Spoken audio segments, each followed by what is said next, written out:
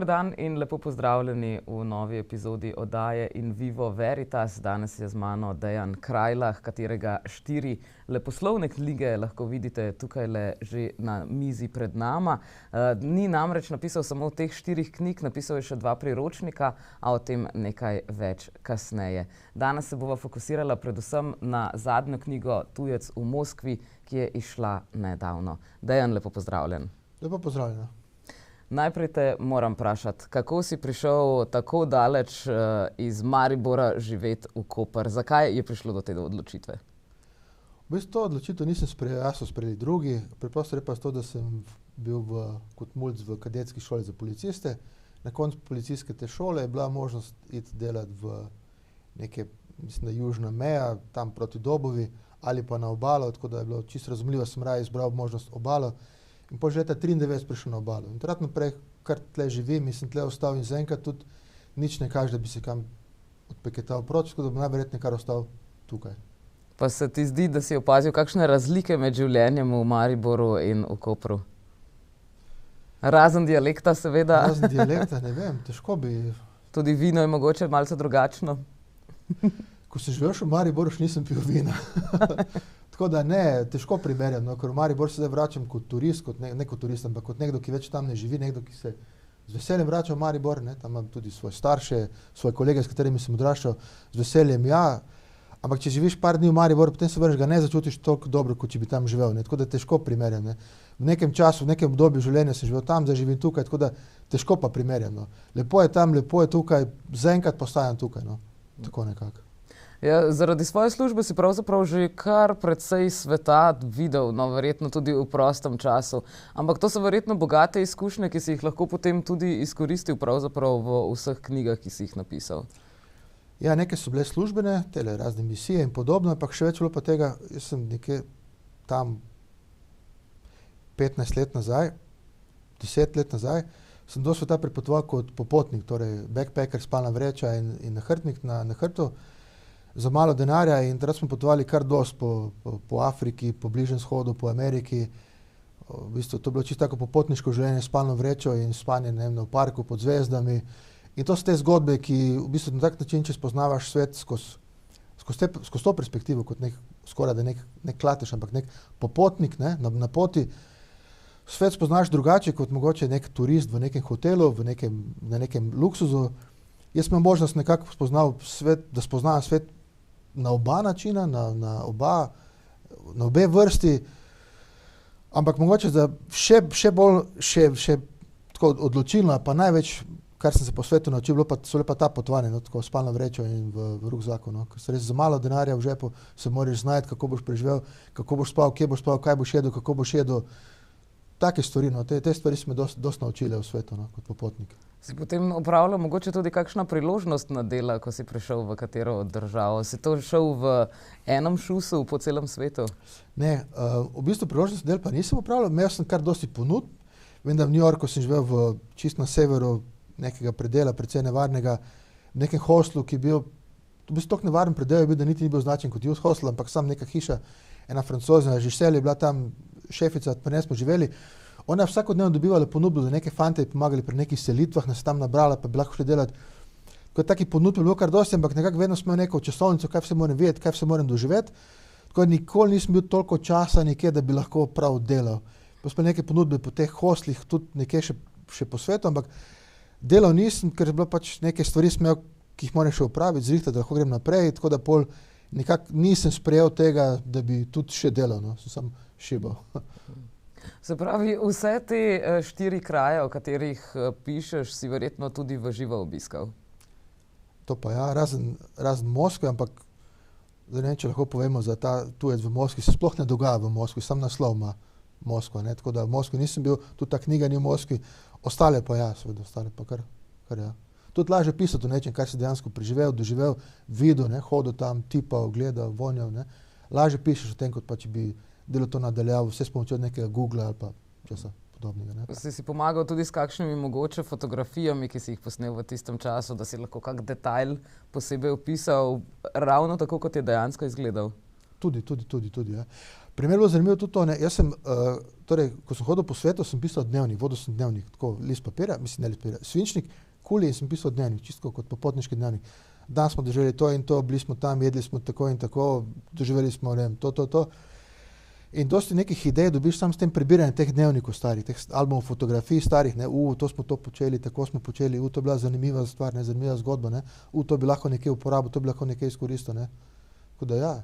Zdaj, enkrat smo bili, tako mogoče zanimivost, ne, ko smo bili v Afriki, smo šli na neke vrste safari, ne, ni bilo to organizirano kot nek safari, nek lokalni tam tipi so nas peljali malo gledati te živali tam, ne. Ko smo stopili ven iz avta, sem naredil par korakov, da točim tam v gozdu, mislim, tistem grmičevu, pa vodič za mano zakričal, mister, beware of lion, torej, gospod, pazi se levo, ne. Ko smo mi po Afganistanu enkrat, smo bili v neki patrulji, sem stopil ven iz avta in par korakov, da točim, pa tako tip za mano klical, pazi mine, ne. Tako, tam nastopiš tam na levo, ne, tam lahko stopiš na mino, ne. Tako, stvari se dogajajo. Zanimive, ne. Ja, kar pestro. Si imel mogoče tudi kakšno prvo osebno srečanje z kriminalom v tuji deželi? V bistvu ja, imel sem v Dar es Salaam, Mombasa, mislim na Mombasi, so mi na ulici ukradli ročno uro z roke. V noč z enim kolegom smo hodili po ulicah in samo nek sekundo sem začutil nek dotik na roki, pogledal in že videl tipa, ki beži proč z mojo uro in sem tekel za njim. Nekaj časa sem ga lovil po tistih ulicah. Na nekem trenutku je bilo tistih tipov, ki sem jaz lovil, kar enkrat je bilo več kot mene, potem sem jaz skoraj bežal pred njimi. Skratka, ja, že kar tudi tam sem srečeval te stvari. Ampak zdaj sem bil že policist, ne, nekaj več samozavesti imaš kot policist, ne, nekako veš, kako se obnašati, kako odreagirati, ne. Zdaj, ko se pa nekaj zgodi, pa drgeš čisto nagonsko, ne, kje je ura, tam je, pejmo za njim, ne, da ga dobimo, ne. Tako da, ja, seveda. Jaz si kot policist si pa verjetno bil večkrat vpleten, ampak verjetno večkrat v Sloveniji. Kako gre policist na misijo pravzaprav? Ponavadi poslušamo, kako vojaki hodijo na misijo. Ne, se na misijo sem hodil kot vojak, potem, ko sem končal s kariero v policiji. Jaz sem v policiji bil kar nekaj časa kriminalist, potem sem bil celo nek šef na policijski postaji, sem pomočnik komandira, potem sem premaknil v vojsko in potem so prišle misije in druge zgodbe. Zakaj si se odločil za ta korak prestopa iz policije v vojsko? Ponavadi ljudje, ki se odločijo za en del, se ostanejo v tistem delu. V bistvu, mogoče v nekem trenutku se mi zdelo, da je čas za nekaj novega, za neko novo okolje, neke nove vsebine. Mogoče slišim malo samovšečno, ampak kar dosti stvari sem počel v policiji. Odvadnega policista, ki hodi peš po ulicah, pa potem v patrulji, pa potem neke stvari v krim službi, pa potem neka vodstvena funkcija. Sem začel razmišljati o tem, da pa obstajajo še druge stvari, ki bi jih rad počel, ki bi bile mogoče zanimive in v tem času sem tudi diplomiral na FDV-ju, ne, politologija, torej tudi nek formalni pogoj smo za kakšne druge stvari tudi in pol nekako je prišlo do tega, da še nekaj več bi probal, nekaj drugega bi probal in to se je pojavilo kot neka stvar, katero bi bila zame in mi seveda ni žal, ne. Ja, odlično, definitivno. Mislim, predvsem sem se spraševala, kako človek potem, meni se zdi, da sta vojska in policija vendarle tako težaška poklica, da človek pride domov utrujen in da se mu potem nič več ne da, mogoče gre na sprehod s psom ali kaj podobnega.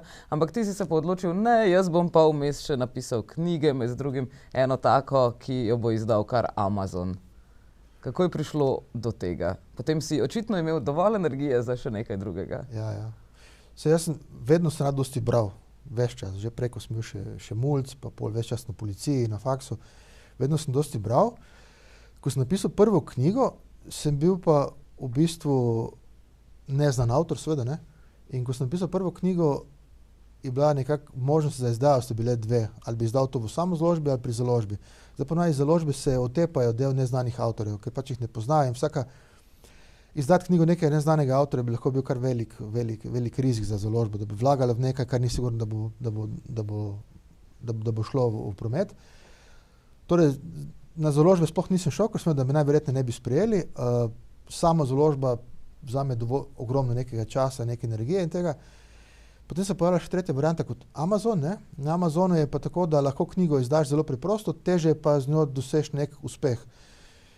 Jaz sem se pa kar potrudil, kar dosti časa sem preučeval Amazon, preučeval sem Amazon, te Amazonove algoritme, te navade Amazonovih bralcev, kako vse skupaj deluje. In v bistvu, ko sem to prvi osnutek zgodbe sestavil, prevedel v angleščino, dal lektorirati, da je vse skupaj tako, kot mora biti, dobil pravo ustrezno naslovnico in tako naprej, sem pol izdal, ampak ko sem knjigo izdal, nisem kar tako izdal, ampak sem v bistvu z vsem tem znanjem, ki sem ga pridobil, vsem tem vedenjem, vse to sem uporabil, da sem izdal tako, da je bila zadeva pol dejansko uspešna. Ne. Ker je bila zadeva uspešna na Amazonu, sem pol dobil v Sloveniji kasneje pogodbo za založbo oziroma pogodbo za založbo in potem še eno drugo založbo tudi. Skratka, Amazon so bila tista vrata, ki so mi v bistvu odprla svet tega založništva, založnikov, svet knjig in tega. Ne. V bistvu kot neka referenca močna, ne. Če veš, pogledajte, zdaj je zanimivo na Amazonu, ne. To rečitno najverjetneje tudi za bralce, ne. Pa res, ja, ok, bomo izdali. Ne. In pa še ta že 4. knjiga, ne, so kar zadovoljni, tako da verjetno bilo to, ne. Ja, 4. je išla pri Desku, so tudi ostale 3 slovenske išle pri Desku? Ostali sta pa 2, torej prva je šla na Amazonu, ki sem izdal jaz, te 4 so pri Desk, ne, ta Desk ima tudi ime Meander, Desk, založba. Tiste knjige, ki pa pišem na področju osebne rasti, pa izdajam pri založbi Petka, to pa mlada slovenska založba v sklopu Katapulta, nekaj, ne, in ta mlada slovenska založba izdaja dela predvsem slovenskih avtorjev in tam smo se nekako našli in tiste moje knjige izdajam tam in sem seveda več kot zadovoljen. Pač spet neka nova zgodba, ne, na drug način kot pri tej založbi, z drugimi ljudmi, mogoče z neko drugo filozofijo, z drugim pristopom. Ne. Z drugo vsebino nazadnje? Drugo vsebino predvsem, ne. Meni pa to všeč, ker jaz pa se rad učim nove stvari, jaz sem vedoželjen, vsako stvar rad probam, vidim, kako bo to je zanimivo. Tako da ja, založba Petka in založba Meander. Zdaj, če spregovoriva res še malo o priročnikih, ki si jih napisal, gre za 2 povsem različni knjigi. Torej, če vzamemo v roke tvoje leposlovne knjige ali pa priročnike. Kako to, da si se lotil pravzaprav priročnikov? So priročniki nastali prej ali za prvo misijo Pariz? Za prvo misijo Pariz?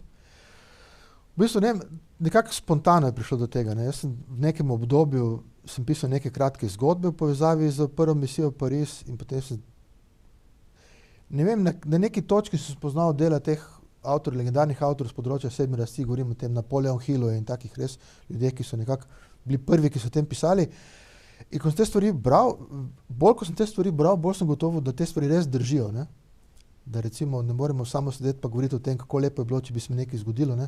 Če bomo šli v akcijo pa nekaj naredili. Ne? Da to, kar mislimo, to, kar na nekem nezavednem nivoju, nečem razmišljamo, to dejansko dobimo. Ne? Mogoče zapleteni mehanizmi, ampak te stvari dejansko delujejo. Ne?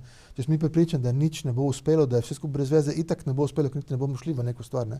Kratka, bolj ko sem te stvari bral, več nekega znanja z področja tega sem dobival, bolj se mi te stvari držijo in pol nekako ocenil sem na nek trenutek, da jaz te stvari nekako zberem skupaj in znam v neki taki obliki, priročni, lahko berljivi, preprosti in napisal sem ta učbenik uspeha, no. Katerega glavno poslanstvo, glavno sporočilo je ravno to, ne, da če ti ni všeč, kako ti je v življenju, kako v življenju stojiš, ne, kako je v službi, odnosi s partnerjem, v službi, s kolegi in tako naprej, ne, ja, naredi nekaj za to, da se spremeni, ne samo trpeti, ne samo čakati, ne, vse bo boljše, ja, ne bo boljše, ne, zmiga se, ne, premakne se, nekaj naredi, ne. Tako da, ja, tako se to začelo, ne, spet ugotovil sem, da stvari držijo, ne, in šele, ko sem ugotovil, da stvari jaz držijo, da lahko za njimi stojim, takrat sem šle te stvari začel pisati, ne. To ne bi mogel pisati nekaj, kar sam ne verjamem, ali pa kar nisem sam preizkusil ali pa sam doživel, ne bi mogel tega zagovarjati, ne. S tem, da doživel si očitno kar precej enih stvari. Bi nam mogoče povedal, kje ti je bilo na tvojih potovanjih najlepše? Mogoče tudi pričakujemo kakšno 5. knjigo, ki se bo dogajala v tej državi, mestu? Res težko bi odgovoril, ne. Ker torej tile kraji so med seboj toliko različni, vsakdo ima neke svoje čare, neke svoje bogatstva. Iz vsake poti imaš neke posebne spomine, ki te bogatijo, ne. Tudi slabi spomini so tisti, ki ti bogatijo življenje, ki ti ustvarjajo neko spomin na neko stvar, ne. To uro, ki smo jo ukradli v Afriki, ne. To je cela zgodba zdaj iz tega, ne. Torej me lep spomin na tudi ta dogodek, ne. Težko bi določil neko stvar, kjer je bilo najbolj zanimivo, ne. Kar tako nekako državljan sveta, ki potuje po svetu in ima rad ta svet, kamorkoli pride, tako da res bi težko izbral neko neko posamezno. Kaj pa, naprimer, kdaj ti je bilo najtežje, ko si bil popolnoma brez denarja, ko nisi več vedel, kam naprej ali nazaj? Verjetno so bili tudi takšni trenutki. So bili, ampak tudi ti trenutki me zdaj bogatijo. Ne? So bile neke izkušnje, ki so pomagali na tej točki, kot sem danes. Znam neke stvari, ki sem doživel, drugače ceniti, drugače gledati. Tako da verjetno bilo najtežje, recimo, če rečemo temu, sploh z današnje perspektive, bi težko rekel težje, ampak mogoče takrat v tistem trenutku sem se počutil najtežje, res takrat kot nek mulj v nekih daljnih krajih sveta. Ne? Ta vzhod Turčije, Iran, Kurdistan, ko ležiš v nekem klopci parku, pa v doljavi tako topovi tolčejo, ko spiš, pa ne veš, kako bo naslednji dan izgledal, če boš prispel čez mejo, kako bo to potekalo. No, to so neki taki trenutki negotovosti, stresa, ko ne veš, če bodo stvari šle po tvojih pričakovanjih. To so mogoče taki trenutki, ko so bili takrat težki, stresni, zdaj so pa, wow, kako je bilo zanimivo, kaj smo doživeli. Pazi, watch out, Mr. Lions. Oh, wow, takrat bi res lahko nek lev skočil name, zdaj pa to, ha. Ja. Si razmislil, da bi tudi te spomine v kakšni knjižni obliki zapisal? Mogoče. Veš, ideje je toliko, mogoče je včasih ne tista krilatica, toliko idej pa toliko malo časa, oziroma toliko stvari za početi pa malo časa. Ne vem, morda, tudi neke stvari od teh mojih potovanj pridejo, tudi včasih se pristanejo v teh zgodbah. Da je pa prav pisal nek svoj kot potopis, pa o tem še nekako nisem razmišljal.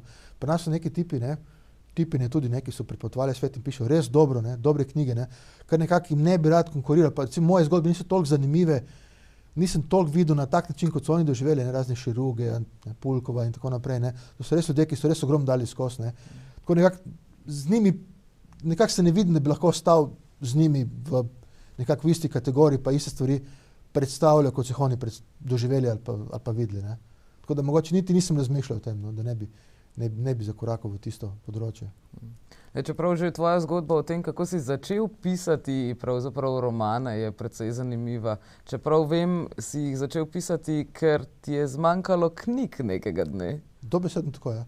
Bil sem na misiji, in na misiji, da si lahko predstavljam, da misiji ne delaš nek nek razpored, da bi vlekel kartico, pa zdaj pa skar končan, grem domov. Na misiji delaš pač, dokler je treba delati, dokler je neka dolžnost, imaš neko nalogo, da dobiš zamenjave, lahko traja tudi 10, 15, 20, 25 ur naenkrat. Potem imaš pa čas počitka, seveda. In v tistem času počitka lahko počneš, kar pač počneš, počivaš, gledaš televizijo, internet, karkoli. Jaz pač seveda kot strasten bralec sem bral. In po nekaj par mesecev sem gotovo, da več ni kaj za brati. Vse, kar je bilo za brati, tam vseh teh kotičk, ki sem prebrskal, ni bilo nič za brati. In potem, ker več nič ni bilo za brati, jaz bi pa rad bral, sem se usedel z računalnikom in začel pisati to, kar bi rad bral. Ampak nisem rekel, da bom napisal zgodbo. Napisal sem samo nek stavek neke knjige, kot bi jaz rad prebral. In temu stavku je sledil še en stavek, kot bi jaz rad prebral. In še en. In kar enkrat začela rojevati neka zgodba, kot bi jaz rad v tistem trenutku bral neko zgodbo. Rad bral neko kriminalko, neko lahkotno kriminalko, ki je potekala, ne vem še kako, ampak začela bi se tako. In sem pisal. In ko sem se vrnil z misije, je bilo že nekaj 3/4 zgodbe prve napisane, ta prva misija Pariz. In potem, ko sem se vrnil domov, sem to čist pozabil. Čez par mesecev te zapiske sem našel, sem se spet pograbil z idejo, kaj če bi jaz to napisal do konca. Sem napisal do konca, dal par ljudi za prebrati in so rekli, tako, stari, pa to se pa bere, to pa je podobno pravi knjigi. In čisto v bistvu s pomanjkanjem branja sem prišel tega začel pisati in potem napisal knjigo. Ki sem pol seveda, ker ravno takrat nisem bil veljavljen avtor, nisem imel nobeno ime, nisem imel, kje bi to izdal, pa sem se pol obrnil na Amazon in kot tiste točka, s katere sem pol začel vse skupaj. Zdaj, kako je pravzaprav prišlo? Kako si navezal stik z Amazonom? Si jim pisal na nek splošni mail, ki ga imajo tam objavljenega? Ne, Amazon ima neko posebno platformo za izdajanje knjig KDP, Kindle, že nekaj časa nazaj, Kindle Direct Protocol, KDP je kritica. In je prilagojena temu, da lahko avtorji na najbolj enostaven, najbolj optimalen, najbolj preprost način objavijo svoje knjige. Zelo preprosto, potrebuješ samo nek svoj tekst, nek osnutek naslovnice, 20 minut časa, Amazon te vozi skozi cel postopek. Amazon ti prav razloži, kako bo to skupaj potekalo. Amazon izpolni še en kup nekih obrazcev, ki so zelo preprosti, čisto ameriško preprosti. Pri vsakem obrazcu, pri vsakem vprašanju imaš tisti klicajček, oziroma vprašanje, ki ti pove, kaj moraš tukaj napisati, zakaj moraš tole napisati. In v bistvu vse te stvari izpolniš, naložiš svojo vsebino, svojo naslovnico, klikneš in naslednji dan že imaš knjigo na Amazonu. Neverjetno preprosto. Ampak začne se to, ne? Ti knjigo si samo objavil, ne? In ta knjiga bo zgolj ena izmed knjig na Amazonu, teh knjig je pa, ne vem, nihče tega ne ve, še Amazon vred tega ne ve, ne? Na milijone knjig, ne? Tvoja knjiga je zgolj ena izmed teh knjig na Amazonu, ne? In če si knjigo samo objavil, ni dovolj, ne moraš še opremiti z vsem drugim, da bo ta knjiga res našla pot do bralcev, da bo dovolj zanimiva za bralce, da bo bralci dejansko tudi kliknili na njo in si bojo recimo povlekli, ne? Ampak samo izdaja je pa zelo preprosto, ne? KDP, mislim, je kdp.com, ne? Kindle Direct Publishing, mislim, je tak term, ne? Ja, vsakem kdp.com ali kdpselect.com, v glavnem, tudi če vtipkaš v Google, ne? How to publish book on Amazon, dobiš vsa navodila, ne? Greš not in v bistvu zelo preprosto, neverjetno preprosto je, ne? Težje je uspet, ne? Ampak samo izdati je pa zelo preprosto, ne? Pa si moral kaj plačati, so oni tebi kaj plačali? Ne, zanimivo, ne? V bistvu ne rabiš nič plačati, vse je zastonj.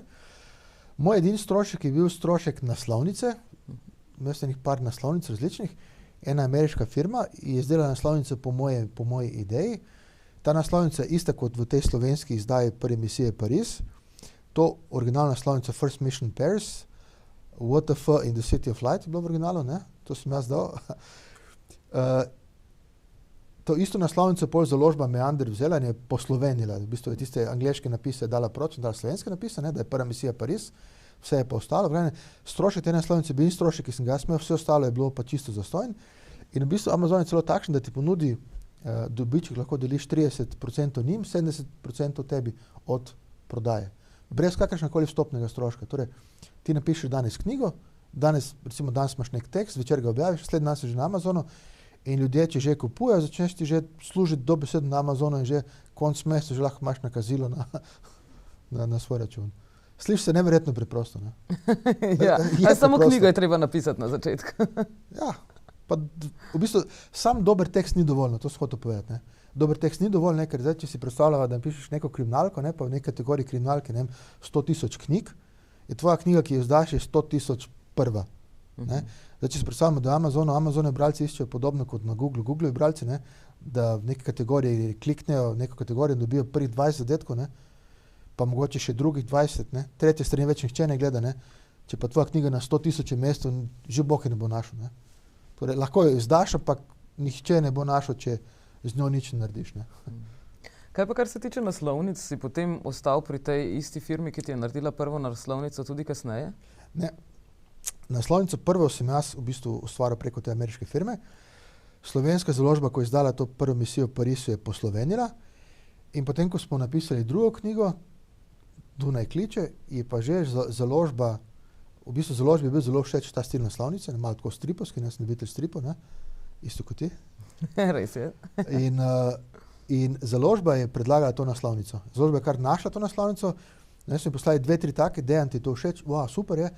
In potem je že založba predlagala in tretjo in četrto, ne. Tako tudi založba je v bistvu nekako zaštekala, da je tudi gradimo na temu, da je taka preprosta zgodba, ne, stripovske naslovnice.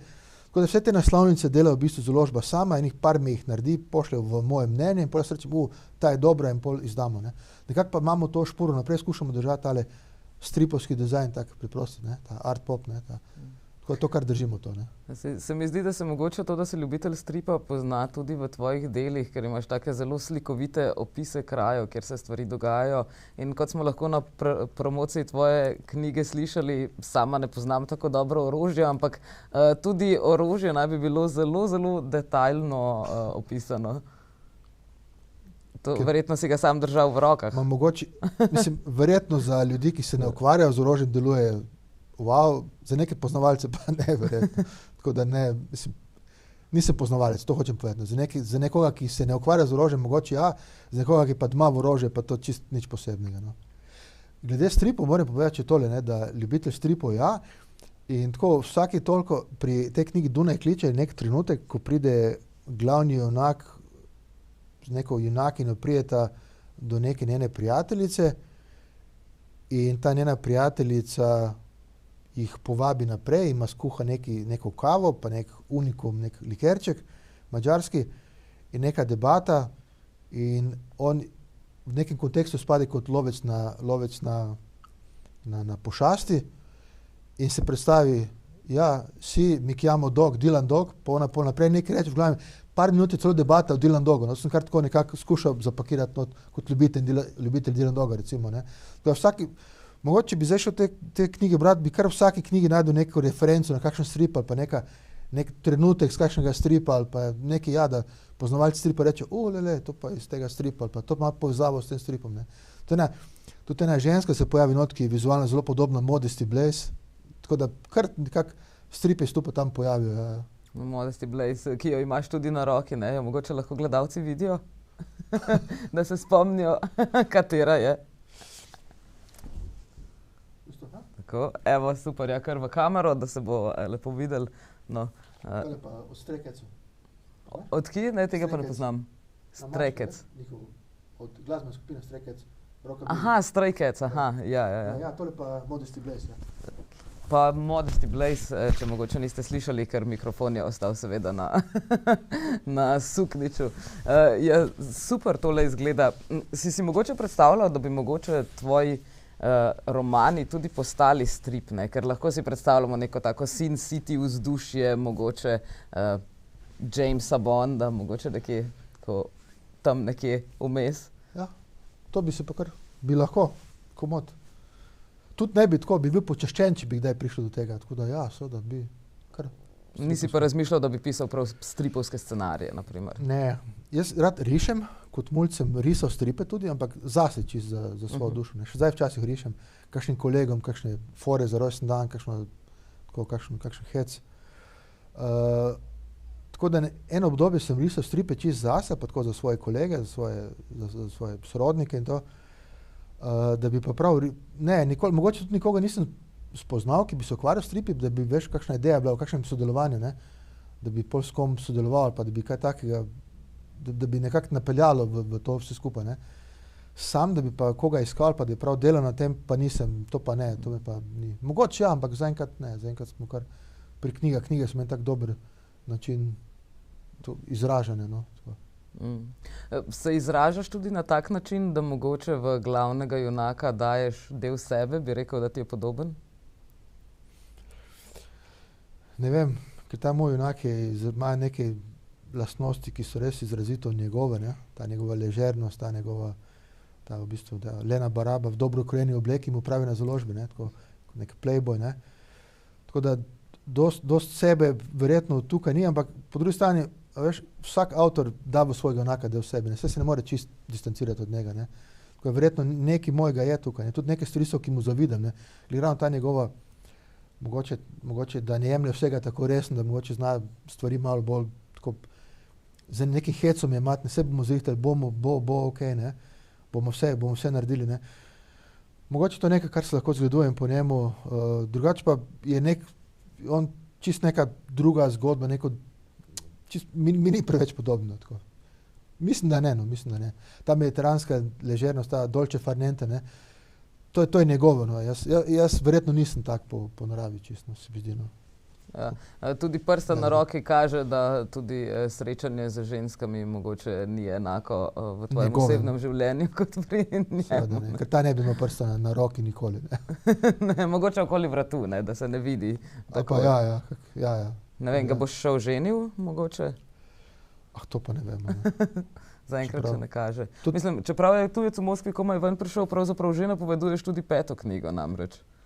Ja, to v bistvu od prve knjige imamo navado, podobno kot Ian Fleming, da je na koncu, Ian Fleming na koncu knjig, ali to je bilo na koncu filmu, da v tisti odjavni špici je vedno najava za naslednji film ali naslednjo knjigo. Za film sigurno, za knjige se ne spomnim. Tako ja, od prve knjige naprej imam to, da napišem na koncu zgodbe, vedno napišem, ne, Enrico Moretti se vrača v zgodbi TNT, ne. Za vse sem pisal, ne. Že pri Tujcu v Moskvi, že zdaj pišem tukaj na koncu knjige, ne. Tujec v Moskvi se vrača v zgodbi TNT. Tako da ja, sigurno se vrne, sigurno gre naprej, ker zaenkrat se z njim kar tako dobro se razumeva, kar ima dost nekih mojih idej lahko uresničim skozi njega, no, tako. Ne boš ga še ubil ali pa kaj takega poškodoval mogoče? Ne bom ga poškodoval, ne. A veš, da je tudi James Bond bil poročen? V enem filmu. V enem filmu, res? You Only Live Twice, na koncu se poroči, Tracy se poročita. Ampak ne za dolgo? Ne za dolgo, v bistvu ta njegova žena na začetku Medenih tednov umre in pol Roger Moore, ko začne snemati filme, gre v bistvu na začetku na njen grob prav grob od Tracy Bond se pokloni, da svečke, rožice in gre, ne. Kar pomeni, da tudi James Bond je in bil poročen in umrl je, ne, smo videli v zadnjem filmu, ne. Kar pomeni tudi ta naš Moretti, lahko se marsikaj z njim še zgodi ali pa. Videli, ne. Kaj se ti zdi, da so glavni junaki takšnega žanra pravzaprav dostikrat samski? Bi jih mogoče ljubezen zavedla, se potem ne bi mogli ukvarjati z ostalimi zlobneži, z ostalimi pustolovščinami? To ne bi mogli toliko neumnosti početi, ko jih počnejo, ne. V bistvu tako sami so, ne, lahko res živijo samo za neko zgodbo, ne. Sploh ti policijski razni junaki, kriminalisti, detektivi, ne, ko neko stvar raziskujejo, cele dneve noči samo delajo po nekem primeru, ne. Da verjetno v tem literarnem svetu ali pa v tem domišljijskem svetu, v tem izmišljenem svetu je nekako lažje se ta junak posveti samo neki stvari, kot če imel zraven še družino, neke družinske primere. Mogoče ni bil toliko zanimiv z nekimi družinskimi težavami, z nekimi zgodbami. Tako da verjetno to razlog ta, da lahko več doživijo, več stvari počnejo, več si upa, več drznejo. Bolj zanimivo je, ne. Se zdi, kot da imamo vsi neko predstavo o zakonu, ki pravi, da potem se mora človek umiriti, nič takega več ne sme delati, ne. Ti si nadaljeval s potovanji? Ja, kar precej. Tudi kar precej. Ja, tako da. Ja. Tudi zdaj še pravzaprav kaj potuješ, kje si bil nazadnje? Nazadnje sem bil v Parizu. V Parizu, aha, potem si se vrnil. V bistvu ostalo mi še nekaj krajev, ker jih nisem obiskal. In sem rekel še 2-3 neke lokacije, ki se pojavijo v knjigi, ki jih še pa mogoče nisem obiskal, odkar sem knjigo napisal, pa nisem obiskal na tak način, da bi nekaj stvari tukaj doživel. In sem rekel, to še moram oddelati, ne, da dam še kljukico, ne, pojmo še v Pariz do konca te stvari oddelati. Pa so se kaj spremenili ti kraji, odkar si jih nazadnje obiskal? Ja, seveda. Ta melanholija Pariza, to se vedno spreminja, ne. Ja, seveda. Ravno to je lepo, ne, da ko vidiš, ko se stvari spreminjajo, ko se kraji spreminjajo, ne. Ko si nekaj stvari doživel, kot si bil, mogoče še kot mulc, kot popotnik, ne. Rukzak, ne, hodiš z nahrbtnikom po nekem mestu, pozuješ kakšno to mesto in pol čez kar nekaj let, ne, pozuješ, wow, ne, se spreminja, kako se spreminja, zanimivo, ne, lepo. To je lepše, to je slabše. Da, ja. Ja, mogoče v času, ko si bil še mulc, pravzaprav so bile knjige tovrstnega žanra še nekako del subkulture. Danes pa se zdi, da pravzaprav doživlja ta žanr nekakšen preporod. Sam si sicer že kar nekaj let nazaj napisal prvo misijo Pariz v angleščini, ampak se ti zdi, da se mogoče zdaj res malce bolj odpira, tudi v Sloveniji ne nazadnje, da tudi bralci raje posežejo po teh knjigah. Kakšen imaš ti odziv na knjige, ki si ga prejel do sedaj?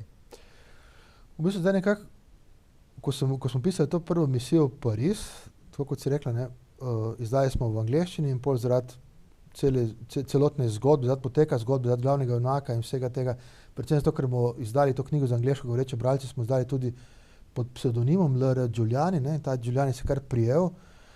Mogoče mi je zdaj malo žal, ali pa nekako, ne žal, ampak razmišljam včasih, kako bi bilo, če bi že to prvo knjigo naslovil, da bi se poznal podpisal kot Dejan Krajlah, ne.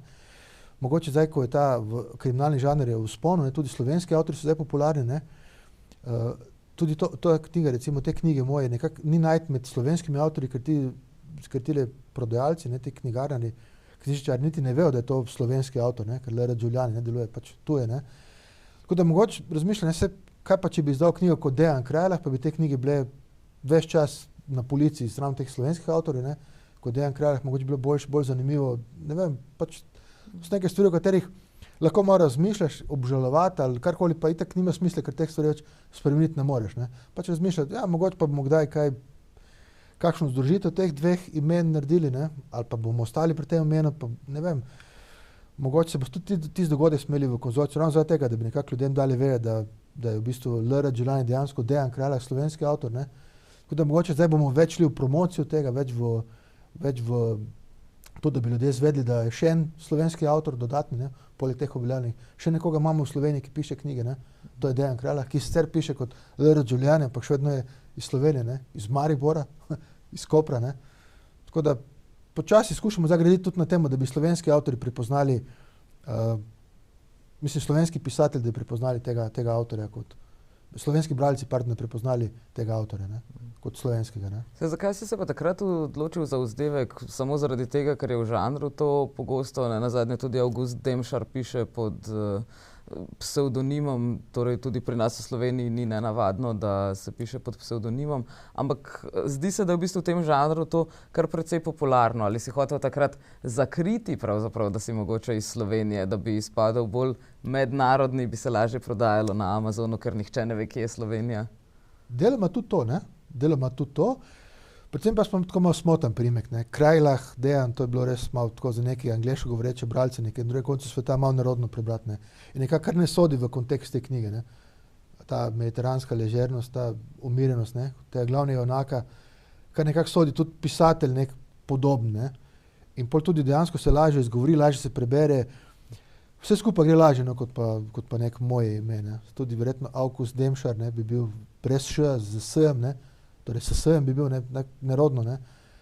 Tako da vse v mojem primeru, no, zaradi tega, da je dejansko, da nekako je bolj mednarodno spremljivo, lažje preberljivo, no, da vse skupaj lažje za Amazon, no. Prvenstveno za Amazon. Zato, ko sem govoril na prvo knjigo, ko sem napisal, nisem napisal to, da bom jaz pisal potem serijo knjig, da bo ta knjige se prodale v Sloveniji, to bo neka zgodba uspehov, ne. To je bilo čisto moje kratkočasje, ne, ker pač nekaj za početi, pišem neko stvar, ki bo na koncu je postala knjiga, ne, pa dajmo objaviti za foro na Amazonu, pa dajmo L.R. Giuliani zraven, tako, ker pač že Enrico Moretti, L.R. Giuliani, ajde, gre skupaj, ne. Kasneje sem gotovo, da je Moretti znamka piva italijanska, ne, ta L.R. Giuliani je itak, mislim, Giuliani primek, ne, poznamo tega Rudija Giulianija, župana New Yorka, ne, odvetnika, ne, tako da rekel, ja, ajde, to je okej, me ne moti, ne bo tako, ne. Potem se pa prijelo, ne, tudi založba pravi, ne pustimo L.R. Giulianija v redu, bralci so spoznali to, ne, tega L.R. Giulianija so ga kupili, tako, ajde, zaenkrat ga pustimo, ne. Čeprav L.R. nič ne pomeni, načeloma, kar ne. Kar nekaj. To se je samo dobro slišalo, da izpade, kot J.R.R. Tolkien. O tem govorimo, seveda. Pa si razmišljal tudi, da bi mogoče kasnejše knjige so bile prevedene v tuje jezike? Ne, kasnejših pa ne, ni bilo. Nekaj sem še delal, nekaj sem prevajal, nekaj sem skušal na različnih platformah, nekaj še ustvarjati, ampak za te stvari potrebuješ ogromno nekega časa, ene energije, truda, ne. Je pa tako zjutraj, ko se zbudiš, ne, si pač čez dan, tisti dan, ki je pred tabo omejen, številom sekund, ki jih ima ta dan, s količino energije, ki jo imaš, ne, mimo tega ne moreš, ne. In ti moraš zdaj se odločiti, kam boš to dal te sekunde, to energijo, ne. Hkrati ne morem početi dveh stvareh istočasno, ne. Nimam v eni sekundi za početi dve stvari, ne morem jo deliti na, ne. Skratka, moraš se odločiti, kaj boš počel, ne. Če delaš te stvari, ne moreš druge stvari, ne.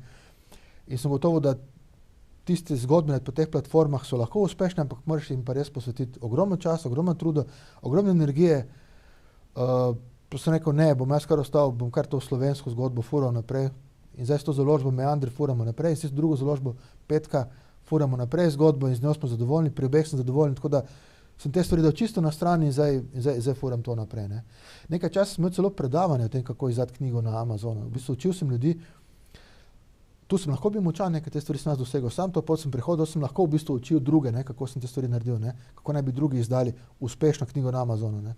Ampak od tega že par let, sploh s to korono, sem kar nekako te stvari po internetu mi ne ležijo, ne, mi smo na ta osebni stik, ne, imaš ljudi okrog sebe, se lahko z njimi pogovarjaš, ne. Po internetu, ne, ti Zoom in to so bili čisto brez veze, ne.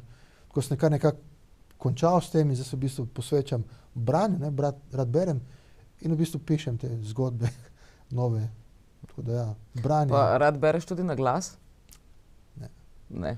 V bistvu ne. Berem hitro, ne, in če bereš na glas, bereš počasi, ker potem se omejen s hitrostjo govora, izgovorjave, ki je ogromno krat počasnejša od hitrosti, ki pa lahko tvoji možgani si jo privoščijo, če bereš hitro, ko lahko pa samo s tem, da gledaš stvari, sploh ne rabiš vsega brati, dovolj da opazuješ podobe in skačeš in bereš hitro, ne.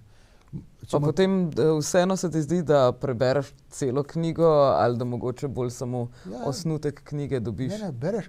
V bistvu vsa poanta, vsa skrivnost hitrega branja je v tem, da ne bereš črke po črke in tvoriš besede in potem beseda po beseda, ampak s pogledom vzameš celo besedo. Ker torej fizično mi to zmoremo, naše oči to zmorejo, možgani to zmorejo, ne. In namesto da bi mogoče besedo po besedo združevali, lahko s pogledom vzameš več besed skupaj. Več besed, ne.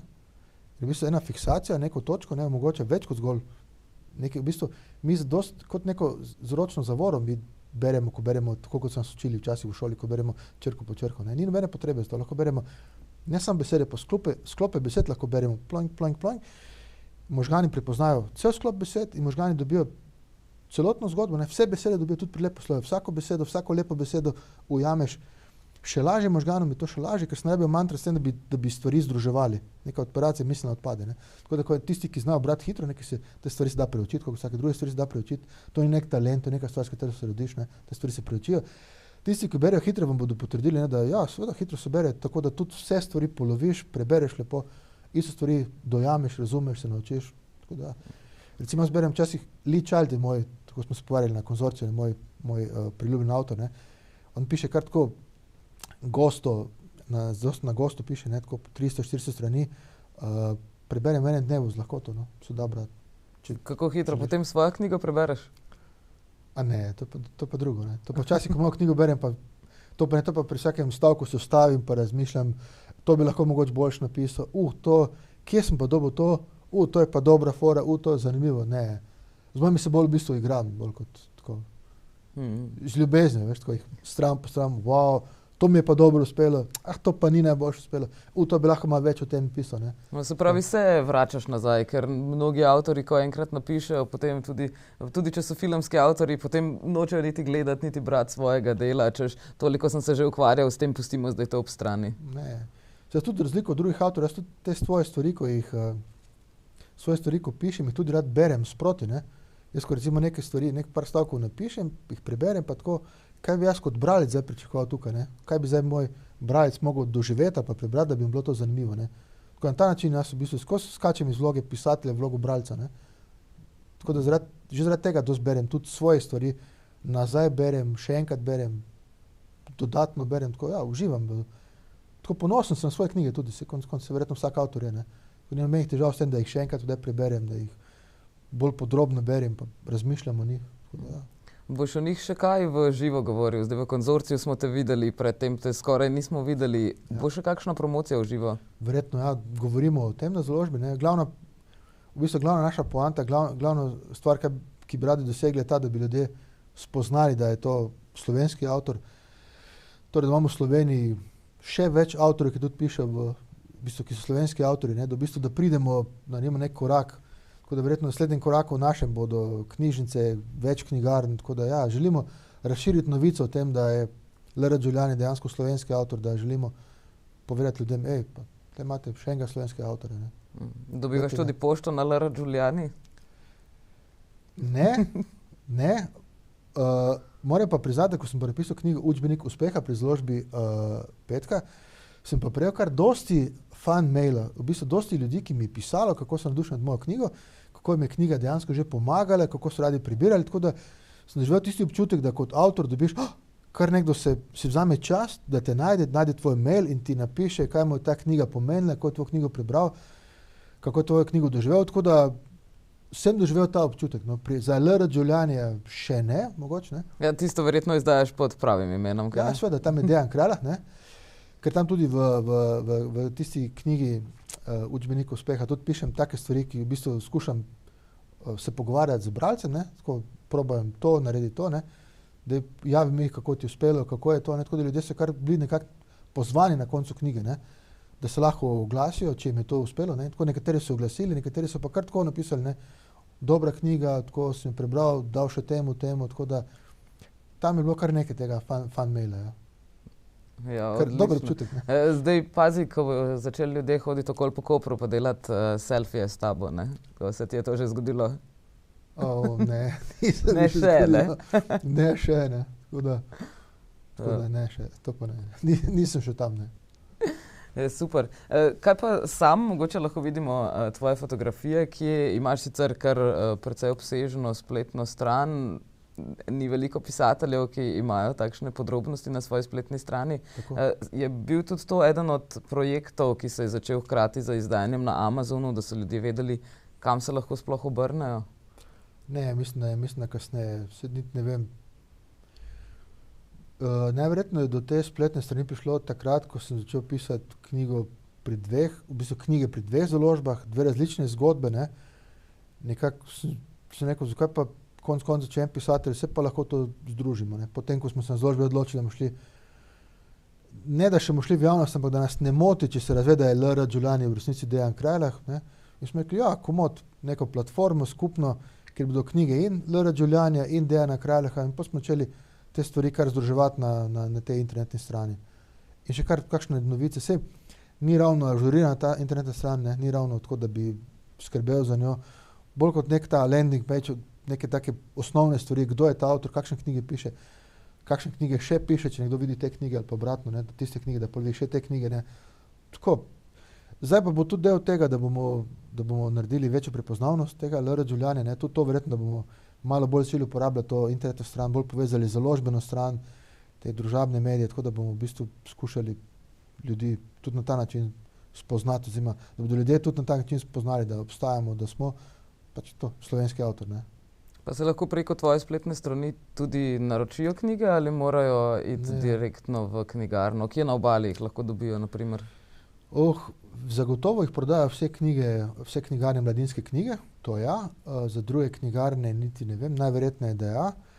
Je pa na mojih spletni strani je pa link, na vsaki knjigi link do strani na založbi in po založbi lahko te knjige nadaljavo tudi pošlje komu, tako da na strani založbe se da te knjige vse kupiti. Ne. Tudi od druge založbe, od založbe Petka, se da na spletni strani kupiti komot na njihove, ne na moje. Moje je samo link, ne. Če vas to zanima, tam je njihova spletna stran, tam to kupite. Ne.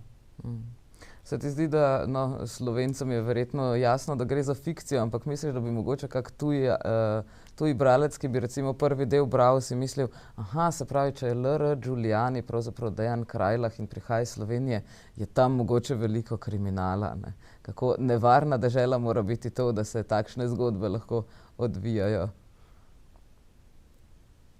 Se ti zdi, da je odsev tega ali mogoče ravno, ker sam, ko si bil v policajskih vrstah, si marsikaj doživel in se ti zdi, da je mogoče to odsev tega, da vendarle nimamo tako veliko kriminala v Sloveniji, da si se odločil, da zakaj pa ne bi napisali neke take bolj skrivnostne zgodbe, kjer bi lahko bilo nekaj več potenciala za tisto, česar mogoče ni. Ali je to bolj odsev tistega, kar je? V bistvu vse to je čist izmišljen svet. Ne? Pa tudi dogaja se ne v Sloveniji, nobena knjiga se ne dogaja v Sloveniji, vse se dogaja po svetu, po teh svetovnih prestolnicah. Tako da... Se katera bo morda? Ne vem, morda, ne vem, ta trenutek še ne, ta trenutek niti ne razmišljam. Ne, sploh nimam, niti zaenkrat naslednja knjiga se bo verjetno dogajala v Ameriki, tudi na napovedniku tej zadnji knjigi je Hotel California, ki spet pač dogajalo se bo v Ameriki, najverjetneje West Coast, torej Kalifornija. Nikoli nisem sploh razmišljal o povezavi Slovenije z temi kraji. Tudi ta naš glavni junak nima nobene povezave s Slovenijo, tako da nisem nikoli razmišljal o tem, kako bi nekdo drug videl, kako bi... Tudi če mi kdo vprašal, bi mu rekel, gled, to je izmišljen svet, to je čista literatura, to je... Konec kot mi Sloveniji smo le del EU-ja, del NATO, smo varni, smo na vrhu Balkana, ne, tudi geografsko smo že tako blizu centra Evrope, centralnega dela Evrope, kako pač smo rekli, ne. Tako da nikoli sploh nisem razmišljal o tem, sploh, kje Slovenijo umestiti v razmerju do teh knjig, sploh, kje pa. Verjetno tudi se še vojna v Ukrajini ni začela, ko si pisal knjigo Tujec v Moskvi? V bistvu ne, nisem še začela. Nekje na poti so pa neke stvari v knjigi, ki bi se morali dogajati v Ukrajini in neke stvari, ki bi se morda dogajale lahko v Rusiji. In sem pol tudi zaradi vojne v Ukrajini, zaradi začetka vojne v Ukrajini sem želel te stvari res umakniti od vojne v Ukrajini. Tako da čeprav končeval sem jo že, ko so se tam stvari stopnjevale, ne, ampak sem čist nalaščen se hotel tega čisto umakniti, ne, da ne bi kdo slučajno iskal kakšen povezav, kakšen sporednic med tem realnim dogajanjem tam in to knjigo. Ne, ta knjiga je fikcija, je literatura, nima nobene veze z... Dogaja sicer v Ukrajini, ampak nima nobene veze z stvarmi, ki se zdaj dogajajo tam, tako da čista fikcija, čista literatura. Nobene veze. Če bomo jokali, bo bolj zaradi tega, ker gre tudi za ljubezensko zgodbo. Ja, delamo ljubezenska zgodba, ne. Saj, tako kot smo rekli, to načelno niso ljubezenske knjige, ne. To so kriminalke, ne? Ampak vsak kriminalki mora biti neki junak, pa neka junakinja, neki se mora plesti med njima. V tem primeru je to, da je neka punca, neko dekle, iz prve knjige se pojavi spet tukaj v tej 4. knjigi in ta naš glavni junak jo rešuje, ne? Tako da, kar marsikaj bi storil za njo, ne? Tako romantično, ne? Tako da, ne vem, če mu je okali, ampak mora biti pa nekaj tega romantičnega, neke zgodbe, ne? Zakaj ne? Prej smo že govorili o tem, da žene ne sme biti, družine ne sme biti, ampak mora biti pa neke ljubezenske zgodbe. Zakaj? Se pravi, zakaj ljubica ja, žena ne? Zanimivo vprašanje, ne? Saj verjetno, mogoče ni taka delitev na žene in ljubico, po mojem ne. Pač ponavadi junak je v nekoga zaljubljen, na koncu ta ljubica lahko postane žena. Smo rekel, James Bond je bil poročen konec koncev, ne? Tukaj je ta naš junak pač rad je kot nek playboy, ne? Ima dosti teh različnih ženske v njegovem življenju, ne? Vedno je pa neka ta prava, ena je pa edina, ne? V katero se pa res zatrapa in bi z njo storil vse, da jo dobi, ne? V tem primeru, ko se nekje nekaj zalomi, bi storil vse, da jo reši, ne? In ta bi lahko bila tudi bodoča njegova žena, partnerka, karkoli, tako da to še je odprto. Ampak v tem trenutku nekako, tako kot pri meni, tako verjetno tudi pri vseh drugih teh avtorjih, je nekako lažje zgodba poteka, tako da imamo nekega junaka, ne? Ki je prost vsega, ne? Dejansko nima družine, nima nič, ne? Sam po nekih poti hodi, ne? Spoznava neke ljudi, tudi neke ženske na njegovi poti, ne? S katerimi se v tisti epizodi druži, tako ali drugače, in potem gre spet naprej. Pač tako so, dejansko večina teh knjig tako je nastavljeni, ne? Tudi recimo teh filmskih junakov in tega je pač tako nastavljeni, ne? Samo da nekje se filmski junaki povezujejo, tvojo knjigo lahko beremo tudi posamezne dele, pa bo vendarle razumljivo, kaj ne? Tako lahko začnemo brati katero knjigo na kateremkoli, s katerokoli knjigo lahko začnemo, tako da lahko začnemo s 4. knjigo, 1., 3., ja. Ampak predlagaš pa, da začnemo s 1. Ne, predlagam, da začnemo s 4. Ker 4., ta Tujec v Moskvi je pa toliko dobra, ne vem, a veš mogoče, da ne bo slišati, kot da nek samo všečno, karkoli, ampak zdi se mi, da je Tujec v Moskvi precej boljša, ne. Konec koncev smo že 3 knjige za sabo in Amazon, se mi zdi, kot da je najbolj široka, da ima najširšo zgodbo, da ima nek romantični zaplet, da ima nek ta dramatično stopnjevanje, največ lokacij različnih je, najbolj široka zgodba. Tako če bi mene kdo vprašal, bi rekel, ja, 4. je najboljša, najbolj tako, wow. 4. je najboljša, pa še nova in sveža. Tako da, dragi gledalci, lep posežite po njej. Zdaj pa tudi veste, da se za vzdevkom L.R. Giuliani skriva naš slovenski avtor Dejan Krajlah. Najlepša hvala, da si vzel čas, da si danes tukaj z nami. Hvala za povabilo, res sem počaščen, tako da res najlepša hvala. Hvala. Prav ob 5. knjigi pa se spet vidiva, prav? Drži. Toliko za danes iz oddaje In Vivo Veritas, se vidimo prav kmalu.